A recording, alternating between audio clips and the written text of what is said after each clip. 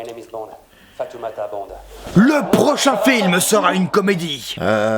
Bonjour déjà, et pourquoi? Tu es de plus en plus énervé, alors bien qu'il y ait eu l'épisode sur Gremlins 2 la semaine dernière qui t'a calmé un petit peu, j'ai remarqué que tu avais tendance à t'énerver de plus en plus sur des films, et il faut que ça s'arrête. Et pourquoi une comédie? Et parce qu'une comédie c'est rigolo, ça détend, et ça t'aidera sûrement à faire passer la pilule. Quelle pilule? Devine qui est venu nous rendre visite. Alors, comment qu'elles vont mes deux belles couillasses? Oh non.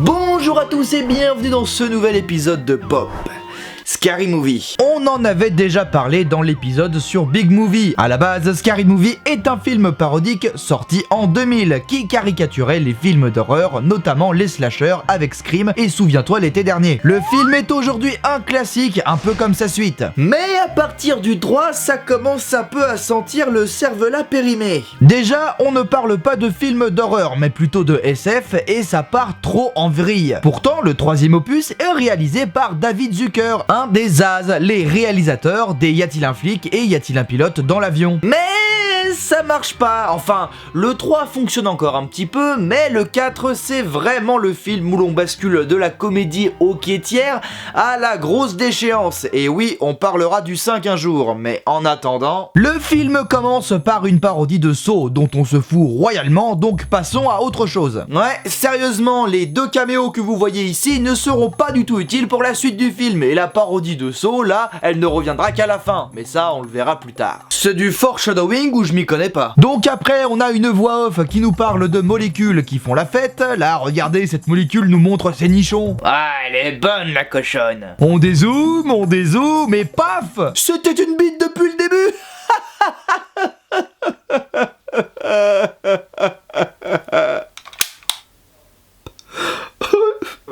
J'ai plus de mal. Donc on retrouve Tom, un personnage du troisième film qui sort d'une soirée plutôt arrosée. Eh ben, plutôt actif pour un pasteur. Il a pas l'air d'être pasteur. Dans le 3, si. Et ce quatrième opus a l'air d'être sa suite directe, parce qu'après il y a Cindy, l'héroïne de la saga, qui réplique et qui fait référence à des personnages du 3. Donc si, c'est bien un pasteur dans ce film. Techniquement, un pasteur, ça peut baiser. Oui, effectivement.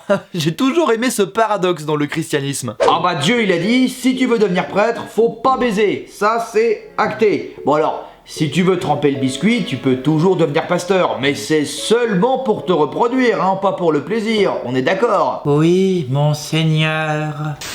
Bon, Tom essaye de se suicider parce que... ce film est en roue libre. Sauf qu'il se trompe de médoc et prend du Viagra. Alors du coup, sa bite gonfle et gonfle et gonfle. Là, t'as l'autre gourde qui en rajoute une couche. Si on ne libère pas nos émotions, elles finissent par enfler et jaillir d'un seul coup. Et puis, plus on attend et plus ça devient dur. Ah non mais parce que le Viagra, c'est pour faire grandir la taille de l'engin, tu vois ce que je veux dire.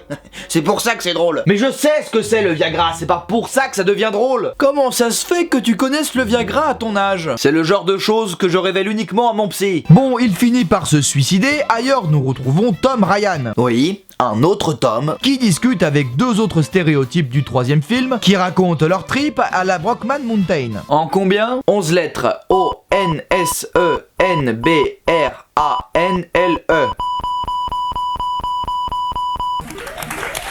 Le compte est bon. On apprend qu'il est divorcé et que c'est à son tour de garder les gosses. Pendant ce temps, dans une entreprise de soins à domicile, le patron cherche une infirmière à envoyer dans une maison car la dernière a eu 2 ou 3 petits problèmes. Mon dentiste est malade. Et c'est là qu'intervient Cindy qui cherche comme par hasard à devenir infirmière à domicile. Elle est directement engagée et son patron l'emmène dans la maison en lui cachant évidemment qu'il s'y passe des choses étranges. Elle accepte le boulot, à côté vit Tom qui essaye de passer du temps avec ses enfants. Et en voulant lancer une balle à son fils, il touche Cindy. Wow, une rencontre digne des plus beaux films romantiques. Oh mon Dieu, madame, je suis tellement désolé. Vous n'avez rien? J'ai pas fait pipi dans mon pantalon. Oh mon Dieu, je crois que c'est la femme de ma vie. Je l'aime tellement. Ils se rencontrent, c'est le coup de foudre. De foudre. Oui, de foudre. Et encore une scène qui dure des plombes, dont tout ce qu'on retiendra, c'est ça. Allez, Madame Norris, c'est l'heure d'évacuer ce grand cacaboudin. Le soir, Cindy voit des choses de plus en plus étranges et paf, un fantôme. Sacré nom de Dieu, un enfant chinois fantôme. Tu crois qu'il pourra réparer mes godasses? Y a un trou dedans. Normal, ce sont des tongs. Et alors? Le lendemain, Tom veut rejouer avec son fils. On se fait une petite partie? Qu'est-ce qu'il a dit? Ah ouh. Puis il retrouve Cindy. Elle raconte comment son mari est mort dans une parodie de $1 Million Baby. Et après ce douloureux souvenir, les deux amoureux s'embrassent. Ils se connaissent depuis la veille. C'est littéralement la deuxième scène où on les voit discuter ensemble. Est-ce que tu serais pas en train de te foutre de notre gueule? Non. Ah! Mais c'est alors que les nuages pètent des éclairs. Après la tempête, plus rien ne marche. Voilà, ça c'est drôle. Mais voyons, arrêtez de fonctionner. Pourquoi? Oui, ok, on avait compris la vanne, c'est bon. Oh là l'Amérique. On avait compris, putain. Vous voyez, c'est ça le problème avec ce film. Des fois, il a des super vannes, mais ils vont l'utiliser jusqu'au bout, les serrer jusqu'à la dernière goutte pour bien te faire comprendre à quel point c'est drôle. On dirait Hollywood actuellement avec leur licence connue. Soudain, un iPod géant surgit de sous la terre. Waouh, ce film est vieux. C'est bien sûr pour faire la vanne entre iPod et Tripod, les gros engins géants de la guerre des mondes qui sortent du MP3 et commencent à détruire la Terre parce que ce sont des aliens. C'est très réducteur. Dois-je rappeler que je suis moi-même un extraterrestre ayant pris ton apparence? Je pense que oui, vu le nombre de gens qui ont rejoint la chaîne ces derniers temps. Merci beaucoup d'ailleurs. Attends, j'y pense.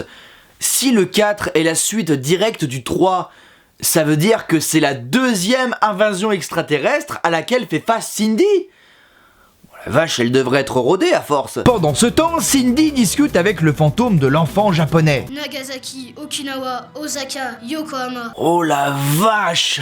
Tu veux réagir à ça? Pourquoi? J'ai rien compris à ce qu'il a dit, moi je parle pas le Shintok. Karaté, judo, sumo, samouraï. Ah ouais, ça continue en plus. Ça faisait vraiment rire ce genre de vanne à l'époque? Non mais parce que le film serait sorti en 1986. J'aurais sûrement dit, ah bah ouais, de toute façon on comprend pas ce qu'il dit, c'est bridé. J'avoue. Mais le film est sorti en 2006.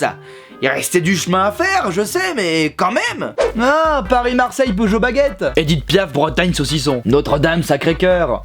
Pâté en croûte. Ça vous fait rire, vous? Donc, le fantôme apprend à Cindy qu'il sait comment arrêter les aliens parce que... ce film est toujours en roue libre. Il dit que son père pourrait tout régler, alors il lui montre une carte avec laquelle elle le trouvera. Putain, Yahoo! Ce film est très vieux. Tom et Cindy se disent donc adieu car chacun part de son côté. Et nous, on s'en fout royalement. Mais avant de partir, il lui balance une pièce de voiture parce qu'on sait jamais, ça peut servir.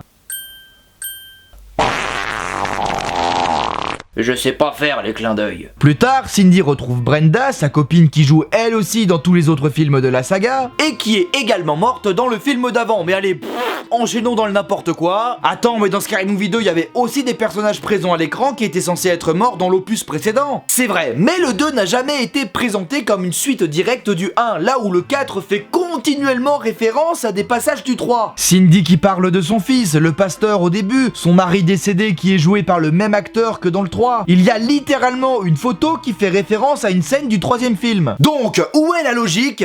Où est la vraisemblance? Où est ton fusil? Où est ton arme? Non, non, non, je n'en ai plus besoin. Je suis reporter maintenant, aux infos régionales. Waouh, et bien toi, on peut dire que t'as réussi. Mais tu étais toi-même reporter dans le 3, espèce de sale...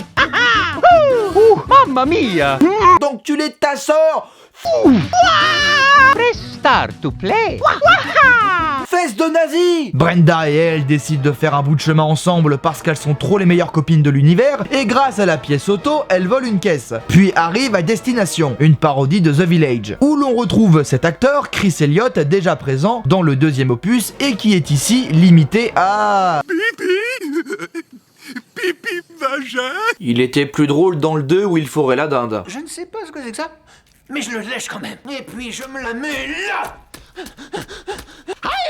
Les filles se font capturer et retrouvent le père du fantôme. Ce dernier les accepte dans le village, mais jamais elles ne repartiront. Pendant ce temps, Tom et ses enfants tombent sur des aliens et Michael Jackson. Ok, vas-y, mais pourquoi je cherche de la cohérence là où il n'y en a pas? Ça reviendrait à chercher des gens honnêtes au gouvernement.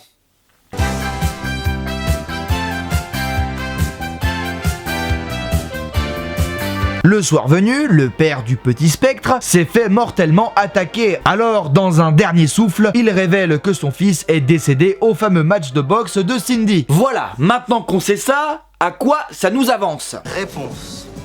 Rien.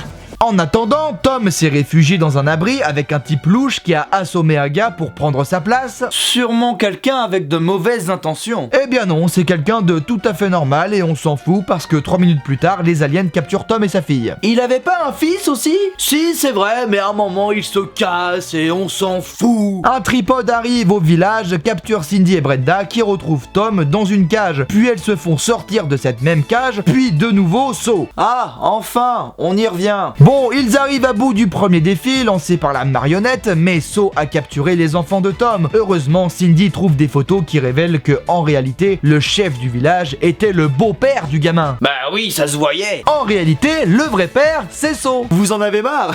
Moi aussi, et c'est pas fini. Parce que Brenda trouve une sortie secrète qui l'amène à Saw à leur bagarre. Cindy fait un discours sur le fait que c'est méchant d'être méchant, c'est beaucoup mieux d'être gentil, et Saw arrête la torture. Je suis désolé d'avoir tué des millions d'humains, blablabla. Brenda a baisé avec le frère de Saw, l'invasion s'arrête, le président a forniqué avec un canard. C'est une longue histoire secondaire et inutile. Et un mois plus tard, Tom fait une parodie de Tom Cruise qui pète un câble sur le plateau d'Oprah Winfrey. C'est long, chiant, ça n'a rien à voir avec le reste, alors fin. Le 3 était déjà bien en dessous des 2 premiers Scary Movie, mais celui-là est celui de trop, vraiment. David Zucker a essayé d'y introduire sa patte à certains moments, on reconnaît des gags, mais souvent les blagues durent et durent encore plus. On a parlé de l'exemple du vélo, mais il y a plein d'autres passages de ce genre.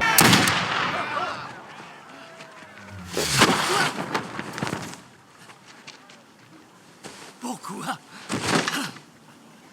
Il y a 2 plans de trop là. La vanne se serait stoppée à l'ULM qui tombe en arrière-plan, ça aurait été drôle. Mais là non, il faut raccorder avec un gros plan sur le gars qui dit pourquoi, puis retourner sur Tom qui dit parce que. Et là vous allez me dire oui, mais c'est de l'humour absurde, tu sais, c'est subjectif, vos mères. Absurde ne veut pas dire que ce doit être n'importe quoi. J'adore l'absurde, mes comédies préférées sont Mais qui a tué Pamela Rose et Un ticket pour l'espace. Mais être absurde ne veut pas dire que ça doit être invraisemblable. Prenons une comédie absurde bien connue, La Tour Montparnasse infernale. À l'intérieur, il y a une scène dans laquelle les 2 protagonistes captent un signal radio et se mettent à chanter.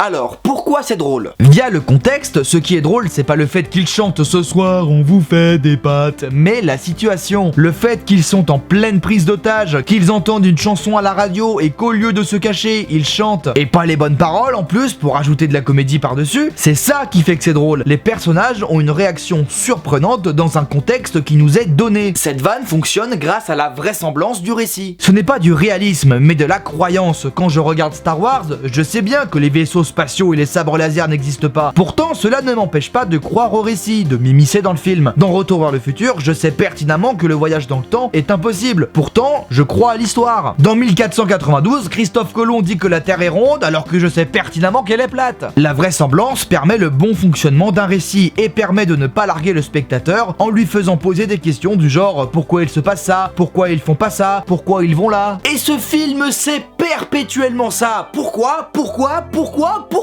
Comment tu veux provoquer des réactions absurdes dans un monde qui n'a pas de règles? Si tout est absurde, alors plus rien ne l'est. Vous pouvez me citer. Les différentes parodies sont reliées à la va-vite au vieux scotch de merde, ça tient pas la route une seconde et on se demande bien pourquoi. Le film est une parodie de Saw, La Guerre des Mondes, The Grudge et The Village. Pour les principaux films parodiés, après il y en a d'autres mais c'est juste pour une scène, c'est insignifiant. C'est quoi ce choix? Comment ils en sont arrivés là? Ils ont tiré au sort les films dans un saladier? Parce que moi aussi je peux le faire, hein. Je te prends la soupe aux choux, Léon et les profs 2 et paf! Je vais te créer un monstre. Bref, c'était bien nul. Bien, je vois que tu avais des choses à dire et tu es resté plutôt calme par rapport à d'habitude. Bien joué. Mais il reste une interrogation. Une question qui me taraude. Là, sur la jaquette. Juste là, il y a un gorille. Mais il est pas dans le film.